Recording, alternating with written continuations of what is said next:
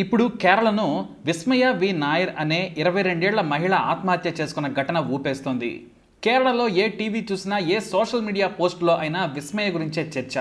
ఎందుకంటే మనిషి అనేవాడు చూడడానికి అందంగా ఉంటే సరిపోదు, మనం దాని వెనుకున్న సైకో మనస్తత్వం కూడా అంచనా వేయాలి. లేదంటే విస్మయ మాదిరిగానే దారుణంగా హింసలకు గురవుతారు. కొల్లాం జిల్లా సస్తంకొట్ట ప్రాంతానికి చెందిన విస్మయ ఆయుర్వేదిక్ మెడిసిన్లో బ్యాచిలర్ డిగ్రీ పూర్తి చేసింది. ఇక ఆమెకు ఆర్డీఏలో ఇన్స్పెక్టర్గా పనిచేస్తున్న ఎస్ కిరణ్ కుమార్తో 2020 మార్చిలో పెళ్లైంది. విస్మయ తల్లిదండ్రులు కిరణ్కు భారీగా కట్న కానుకలు ఇచ్చి పెళ్లి చేశారు.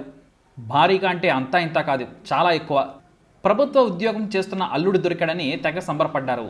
పైగా తమ కూతురు విస్మయ మాదిరిగానే అల్లుడు కూడా మలయాళం సినిమా హీరోలా ఉంటాడని బంధువులకు చెప్పుకొని సంబరపడ్డారు కూడా. ఇక తమ కూతురి జీవితం సెటిల్ అయిపోయినట్లే అనుకున్నారు. 100 తులాల బంగారంతో పాటు దాదాపుగా ₹1,00,00,000 విలువ చేసే ఎకరం స్థలాన్ని కూడా ఇచ్చారు. అంతేకాదు, పెళ్లికి ముందే తనకు టయోటా యారిస్ కారు కావాలని అడిగాడు.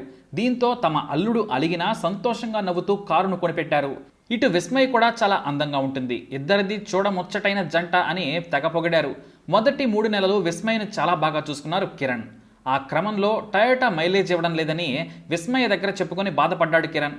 ఇంకేముంది, నా భర్తకు ఇంకో కారు కావాలి, అది మైలేజ్ ఇవ్వడం లేదని విస్మయ తన అన్నయ్య విజిత్కు ఫోన్ చేసి చెప్పింది. తన చెల్లెలు ఎంతో ప్రేమగా అడగడంతో అప్పటికప్పుడు తన బావ కిరణ్కు కావాల్సిన కారుని కొని తెల్లవారేసరికి ఇంటి ముందు పెట్టాడు అన్నయ్య విజిత్. తన అన్నయ్యను ఇంట్లోకి ఆహ్వానించి మంచి భోజనం పెట్టాలనుకున్నా సరే అత్తగారి సైగలు చేసి బెదిరించడంతో టీతో సరిపెట్టింది విస్మయ. ఇంట్లో వాళ్ళు పెద్దగా మాట్లాడకపోవడంతో కన్నీళ్లను ఆపుకుంటూ విజిత్ అక్కడి నుంచి వెళ్ళిపోయాడు. తన అన్నకు కనీసం అన్నం పెట్టలేకపోయానని విస్మయ రోజంతా ఏడ్చింది. అంతేకాదు, ప్రత్యేకంగా తన చెల్లెలితో మాట్లాడాలనుకున్నా కుదరలేదని ఇంటికెళ్లి తన తండ్రికి చెప్పుకొని బాధపడ్డాడు విజిత్. విస్మయ సంతోషంగా ఉంటే చాలులే అని అంతా సర్ది చెప్పుకున్నారు. సరిగ్గా 3 నెలల తరువాత విస్మయ మీద కిరణ్ తల్లి చాడీలు చెప్పడం మొదలుపెట్టింది. ఆలస్యంగా నిద్రలేస్తుందని, పని చేయడం లేదని చెప్పడంతో తన తల్లి దగ్గరకు తీసుకొచ్చి గొడ్డును బాదినట్టు బాదాడు కిరణ్. మొదటిసారి అతనిలో సైకోను చూసి గజగజ వణికిపోయింది విస్మయ. తానే మొత్తం ఇంటి పనులు చేశానని చెప్పినా వినలేదు. మా అమ్మకు ఎదురు మాట్లాడితే చంపేస్తానని భయపెట్టాడు. ఇక కొడుకు కొడుతుంటే ఆ తల్లి నవ్వుతూ ఎంజాయ్ చేస్తోంది. దీంతో ఇద్దరూ సైకోలు అని ఆమెకు అర్థమైపోయింది. ఇక భర్తతో కూడా భయంగానే గడపడం మొదలుపెట్టింది. ఆ తర్వాత ప్రతి విషయానికి కొట్టడం తనటం చేస్తూ ఉన్నారు. అలా ప్రతిరోజు కిరణ్లోని రాక్షసుడిని చూస్తూ భయంగా గడుపుతూ ఉంది. తట్టుకోలేక తన తల్లికి విషయం చెప్పి బాధపడింది. ఇంటికి వచ్చేయమంటే రానని చెప్పింది విస్మయ. ఈ విషయాలన్నీ తెలిసి విస్మయ అన్న విజిత్ చాలా బాధపడ్డాడు. దీంతో తమ అమ్మా నాన్నను తీసుకొని విస్మయ ఇంటికి వెళ్ళాడు. అసలెందుకు మా చెల్లిని కొడుతున్నారని నిలదీశాడు. అసలు నువ్వెవడవి అడగడానికి అని విజిత్ చొక్కా పట్టుకున్నాడు కిరణ్. దీంతో నా చెల్లెల మీద చేయి వేస్తే ఊరుకోనని అతను కూడా ఎదురు తిరిగాడు. మరోవైపు గొడవ వద్దని విస్మయ తల్లిదండ్రులు విజిత్ను వారించడంతో వెనక్కి తగ్గాడు. ఆ సమయంలో విజిత్కు కిరణ్కు మధ్య మాట పెరిగింది.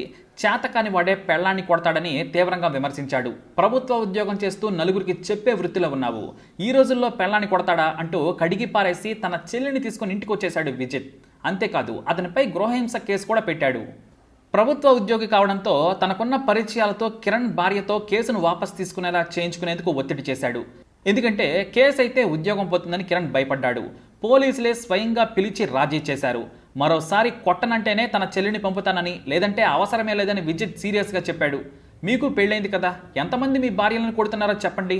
2 కోట్లకు పైగా కట్న కానుకలు ఇచ్చాం. నా చెల్లిని బాగా చూసుకుంటానంటే నాకు ఉన్నది మొత్తం రాసిస్తాను అని పోలీసుల ముందే చెప్పాడు విజిత్. దీంతో ఇద్దరికి రాజీ చేశారు పోలీసులు. ఇక ఉన్నతాధికారులు స్వయంగా చెప్పడంతో విస్మయ తల్లి పంపేందుకు ఒప్పుకుంది. తన కొడుకు నోటి దురుసని విస్మయ తల్లి తమ కూతుర్ని అత్తారింటికి పంపేందుకు ఒప్పుకున్నారు. ఇక విస్మయ అత్తగారింటికి వెళ్ళిన తర్వాత కిరణ్తో పాటు అత్త కూడా పగబట్టేసింది. ఫోన్ను లాక్కున్నారు, ఇంటి గేటుకు తాళం వేశారు. ప్రతిరోజు చిత్రహింసలకు గురి చేస్తూ నరకం చూపించారు. ప్రతిరోజు కొడుతూ ఉండడంతో తన తల్లికి మరోసారి చెప్పి కన్నీళ్లు పెట్టుకుంది విస్మయ. నాకు ఈ జీవితమే వద్దమ్మా, నేను బ్రతకలేనంటూ బోరున విలపించింది. నీకు భయమైతే ఇంటికి వచ్చేయమని తల్లి ధైర్యం చెప్పింది. అయితే ఓ రోజు తమ ఇంట్లో ఫంక్షన్ ఉంటే విస్మయ కిరణ్ను ఆహ్వానించారు తల్లిదండ్రులు. ఆ వేడుకలో బాగా తాగాడు కిరణ్. తాగి అందరి కళ్ళ ముందే తన భార్యను తీవ్రంగా కొట్టాడు. దీంతో తెల్లవారుజామున నువ్వొద్దు, నీ పెళ్లి వద్దు, నీకు దండమని విస్మయ తండ్రి కిరణ్కు చెప్పి అల్లుడిని అక్కడి నుంచి పంపించేశాడు. మా ముందే ఇలా కొడుతున్నావంటే నీ ఇంట్లో ఎంత నరకం చూపిస్తున్నావో తెలుసంటూ దండం పెట్టి పంపించేశాడు. దీంతో ఆ తర్వాత పుట్టింట్లోనే ఉండిపోయింది విస్మయ. దాదాపు 3 నెలలు పుట్టింట్లోనే గడిపింది. ఇక అదే సమయంలో పోలీసులకు కూడా కిరణ్ తీరు తెలిసింది. తాము సర్ది చెప్పినా కూడా తప్పు చేస్తున్నాడని డిపార్ట్మెంట్లో మొత్తం తెలిసిపోయింది. అయితే విస్మయ తన స్టడీస్ కంటిన్యూ చేయడానికి ఫీజు కట్టడానికి కాలేజీకి వెళ్ళిన సమయంలో బలవంతంగా విస్మయను పుట్టింటికి తీసుకెళ్లాడు కిరణ్. తాను బాగా చూసుకుంటానని క్షమాపణ చెప్పాడు. దీంతో ఏం చేయాలో పాలుపోక విస్మయ అక్కడి నుంచి వెళ్ళింది. మళ్ళీ ఒక నెల రోజులు బాగానే ఉన్నారు. ఈసారి అదనపు కట్నం కావాలని పేచీ పెట్టాడు కిరణ్. కారుకు బదులు డబ్బు కావాలని, కొత్త ఇల్లు కడుతున్నానని గొడవ పెట్టాడు. వాస్తవానికి విస్మయను బాగా చూసుకుంటే ఆమె అన్నయ్య ఏదంటే అది ఇచ్చేవాడే. అప్పటికే 2 కార్లు ఇచ్చారు. మళ్ళీ డబ్బులు కూడా ఎక్కడిస్తామని 6 నెలల్లో టైం కావాలని చెప్పారు. దీంతో తాను డబ్బులు అడిగితే ఎదురు ప్రశ్నిస్తారా అని అత్తా భర్త మళ్ళీ విస్మయను రాచి రంపాన పెట్టారు. జుట్టును పట్టుకొని బాత్రూంలో గోడకేసి కొట్టారు. చేతిని కాల్చారు. కంటిపై కొడితే తీవ్ర గాయమైంది. దీంతో తన తల్లికి చెప్పుకొని మళ్ళీ బాధపడింది. కొడుకుకి చెబితే మళ్ళీ గొడవలు ఎక్కడవుతాయనని విస్మయ తల్లి వెనక్కి తగ్గింది. అదే ఆమె చేసిన పొరపాటు. సరిగ్గా జూన్ 19న విస్మయ తన చిన్నమ్మ కూతురైన చెల్లెలికి తన గాయాల ఫోటోలను పంపింది. తనను చిత్రహింసలు పెడుతున్నారని కన్నీళ్లు పెట్టుకుంది. ఎందుకు ఈ జీవితం? నువ్వు మాత్రం ఇలాంటి పెళ్లి చేసుకోవద్దు, నాలాంటి బ్రతుకు నీకు వద్దని చెప్పి ఏడ్చేసింది. ఇద్దరూ వాట్సాప్లో చాట్ చేసుకున్నారు. అయితే తాను చెప్పిన విషయాలు ఇంట్లో చెప్పొద్దని వేడుకోవడంతో గొడవలు జరుగుతాయని విస్మయ చెల్లెలు కూడా ఎవరికీ చెప్పలేదు. ఇక అదే రోజు రాత్రి తన అత్తగారు పడుకున్న తర్వాత బాత్రూంలోకి వెళ్ళి తల్లికి ఫోన్ చేసింది విస్మయ. నన్ను కొడుతున్నారమ్మా, పశువు కంటే హీనంగా చూస్తున్నారు, ఇంకో 20 లక్షలు కావాలంటున్నాడు, డబ్బులు సర్దమ్మా లేదంటే నా ప్రాణం పోయేలా ఉంది, ఇప్పుడు కూడా బాత్రూంలో నుంచి మాట్లాడుతున్నాను, కిరణ్ ఇంకా రాలేదని చెబుతూ ఫోన్ కట్ చేసింది విస్మయ. ఏం చేయాలో విస్మయ తల్లికి అసలు అర్థం కాలేదు. అదే రోజున తల్లితో మాట్లాడిన తర్వాత తన అన్నకు ఫోన్ చేసి మాట్లాడతానని తన భర్త కిరణ్ను వేడుకుంది విస్మయ. స్పీకర్ పెట్టి మాట్లాడాలి, కానీ ఇక్కడ జరిగేవేవి చెప్పొద్దని హెచ్చరించాడు. దీంతో ఆమె సంతోషంగా ఉన్నట్టు అన్నతో మాట్లాడింది. దీంతో విజిత్ కూడా సంతోషపడ్డాడు. ఇక మరోసారి మీ నాన్నకు అన్నకు ఫోన్ చేయొద్దని మళ్ళీ కిరణ్ బెదిరించాడు. కావాలంటే మీ అమ్మతో మాట్లాడుకోమని ఏదో ఆఫర్ ఇచ్చినట్టుగా చెప్పాడు. తెల్లవారుజామున విస్మయ తల్లి అల్లుడి కోసం డబ్బును ఏర్పాటు చేయాలని కొడుకుకు చెప్పింది. దీంతో విస్మయ తండ్రి అన్న ఇద్దరు కలిసి కూర్చొని ఇష్టం లేకపోయినా ఒక ఫ్లాట్ను అమ్మి ఇచ్చేద్దామని అనుకున్నారు. కానీ విజిత్కు మాత్రం కిరణ్ అడిగిన ప్రతిసారి డబ్బులు ఇవ్వడం ఇష్టం లేదు. పెళ్ళ ఏడాది కూడా కాలేదు, ఇన్నిసార్లు డబ్బులు అడుగుతున్నారు, వద్దని వారించాడు. తమ చెల్లెల్ని ఇంటికి తీసుకొచ్చేద్దామని చెప్పాడు. కానీ విస్మయ తల్లిదండ్రులు ఒప్పుకోలేదు. సంసారం అన్నాక కొందరివి ఇలాగే ఉంటాయి, పిల్లలు పుడితే సర్దుకుంటారులే, ప్రతి చిన్నవాటికి విడాకుల వరకు వెళ్లొద్దని సూచించారు. దీంతో విజిత్ డబ్బు సర్దే పనిలో పడిపోయాడు.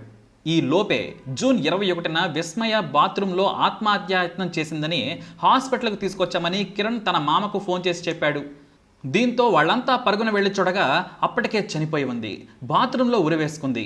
ఎంతకీ బయటికి రాకపోవడంతో తామే డోర్ బద్దలు కొట్టి ఆసుపత్రికి తీసుకొచ్చామని కిరణ్ జాలిగా చెబుతున్నాడు. అయితే విస్మయ చేతి మీద, ఒంటి మీద గాయాలున్నాయి. కన్ను కమిలిపోయింది. జీవోత్సవంలో ఉన్న తమ బిడ్డను చూసి బోరున విలపించారు తల్లిదండ్రులు.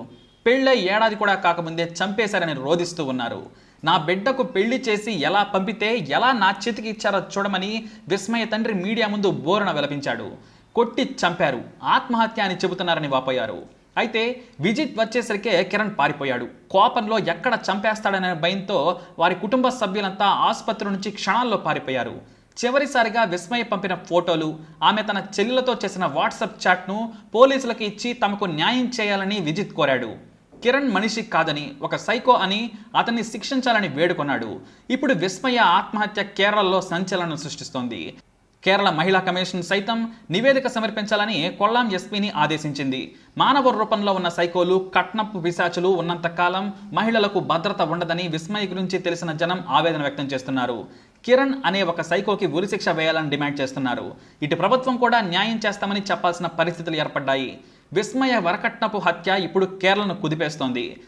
రాకెట్ కాలం వచ్చిన కట్నాల వేధింపులు, గృహహింసలు మాత్రం ఆగడం లేదని మహిళా కమిషన్ వాపోయింది. హత్య, గృహహింసతో పాటు పలు సెక్షన్ల కింద కిరణ్, అతని కుటుంబ సభ్యుల మీద కేసు నమోదు చేశారు పోలీసులు. మొత్తానికి కేరళను ఈ కేసు కుదిపేస్తుంది. మరి ఇలాంటి నీచులకి ఎలాంటి శిక్ష వేయాలి? తప్పకుండా మీ అభిప్రాయాన్ని కమెంట్ ద్వారా తెలియజేయండి. మరి ఈ వీడియోపై అప్డేట్స్ కోసం మై ఛానల్ ఫాలో అవ్వండి. అలాగే తప్పకుండా సబ్స్క్రైబ్ చేసుకోండి.